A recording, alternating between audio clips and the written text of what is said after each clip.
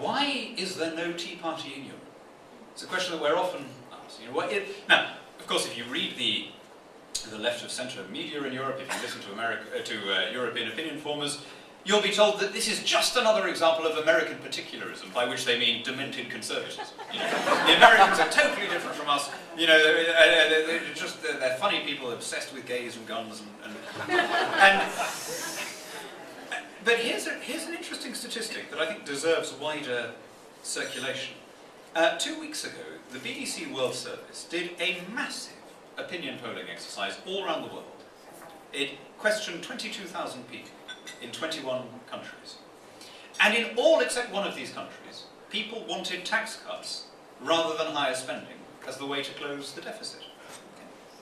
So the basic contention of your Tea Party, that the government is borrowing too much, spending too much, and taxing too much, would be equally a majority opinion in Brazil, or India, or Britain, or any other country in the world. So why no Tea Party in those places? Because people here haven't yet given up on the ballot box as a way of effecting meaningful change. And if I break that down to why the single institution that sets the US apart, it's that you still have control over candidate selection. You have primaries. Now this is an almost unique phenomenon. There's one or two attempts to replicate it in other places, but basically the concept of a primary, certainly of an open primary, is unknown outside the US. So what happens in Britain, and even more seriously in Europe, where there are proportional representation party list systems, is that all the candidates are chosen by their parties, which basically means by the leader of their parties. And the electorates are then presented with a choice of candidates over whose selection they've had no say whatever. And this enables the political parties wholly to exclude from the legislature positions that they find uncomfortable.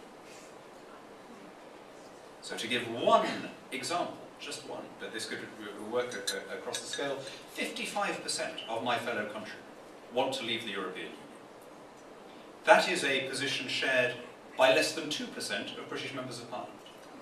And as things stand, there is no mechanism for us to impose our opinion on our representatives, because we have to vote for the candidates who were handed down. You could make a similar point about crime, about immigration, about tax. Lurking behind the sophist dismissals of the Tea Party in Europe is an uneasy sense that if there were a similar system in Europe, if there were open primaries in Europe, Europeans might behave like Americans. In other words, might start demanding candidates who believe in a smaller government and a bigger individual. Now, I know that your current president isn't big on our common heritage. Andrew spoke very movingly at the beginning of what it is that our countries have done together. And there have been, I think it's probably fair to say, there have been some differences. Sorry, would you like me to stop? Are you all right? Yeah? You're right? I should carry on. Okay. There have been a number of incidents where I think it's fair to say that British people have got the sense that we're not the president's favourite ally. They started as quite small things. As Andrew said, returning the bust of Winston Churchill. You remember the great episode of the DVDs. Gordon Brown brought us a gift for the president, a pen holder made out of the timbers of an anti-slavery Royal Navy vessel, and he got in return a box of DVDs, 20 DVDs, including Mad Max 3, but not Mad Max 1 or 2, and which you couldn't operate on our format. Now, frankly, we didn't really mind that. I mean, we quite, as you saw earlier, we quite liked slapping Gordon Brown around, and we appreciated that Obama might feel the same. But when it gets to refusing to back a democratic ally, in a dispute with a bunch of fairly autocratic regimes, that he's backing the claim of Peronist Argentina, then that's a serious thing. And I think it's just worth reminding ourselves, regardless of who's at the helm, of what it is that our countries have in common. Because you may be asking yourself why it is that I've come here as a patriotic British politician and started hymning the praises of your patriot leaders from the 18th century, who, after all, were founding their republic out of a revolt against the British Crown. And I'm occasionally asked that question in Britain as well. Whenever I push for open primaries or elected sheriffs or a local income tax, I'm always told, oh, you're trying to Americanise our system. To which my answer is, okay, but where do you think the Americans got their ideas from? Those patriot leaders didn't just dream these things up in a vacuum.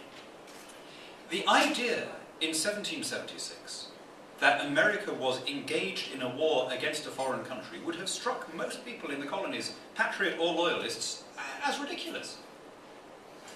There's been a certain amount of quite understandable reinterpretation of the past with one eye upon the present. It's something that we all do. Once the rupture had become irrevocable, quite understandably, the American patriot leaders started using nationalist language in order to rally as many people as possible to their cause. But if you go back to what they were saying at the time, up until the moment of the Declaration of Independence, they didn't regard themselves as revolutionaries.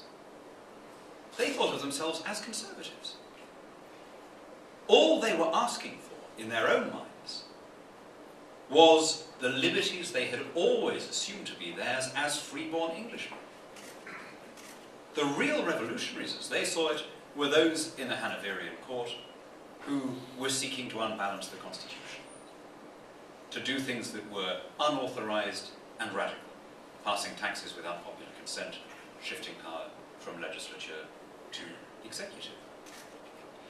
In other words, what happened in the old courthouse at Philadelphia was that the highest conception of British liberties took form as the American Constitution. Which is why, when I look at this country, I see a flourishing of a traditional British conception of freedom, which sadly is withering in the place where it was first adumbrated. It's rather like all of those, we were driving past some vineyards today, and those varieties of grapes that were sent over here to California, and then were the only ones to survive when the phylloxera blight wiped out the ancestral vines in Europe. It's rather like that. We have exported certain ideas and then, in recent times, have allowed them to wither at home. It didn't happen at the time of the American Revolution. The fears that the colonists had turned out to be misplaced, in the sense that Georgian England didn't become a tyranny. Powers continued to shift from Crown to Parliament. Britain developed democratically in much the same way that the US did, in parallel, unsurprisingly, given that we were both starting from the same place. The divergence has come about much more recently, and has come about largely as a result of our membership of the European Union. Which brings me to the tragedy that my country currently suffers. The charges which your patriot leaders made against the king, the grievances they laid against George III, are now coming true in earnest. Taxes are being levied without popular consent, under the guise of these bailouts and stimulus packages. Laws are being passed without proper constitutional authority because of the European Union. How aptly those phrases of the Declaration of Independence about combining with foreigners to impose a constitution unrecognised by our laws now apply to the United Kingdom. And what makes me terribly sad is when I look over here and I see the US repeating our mistakes. When I see in this country as well, power shifting from the 50 states to Washington, from the elected representative to the federal czar, from the individual to the government, from the legislature to the White House. You have also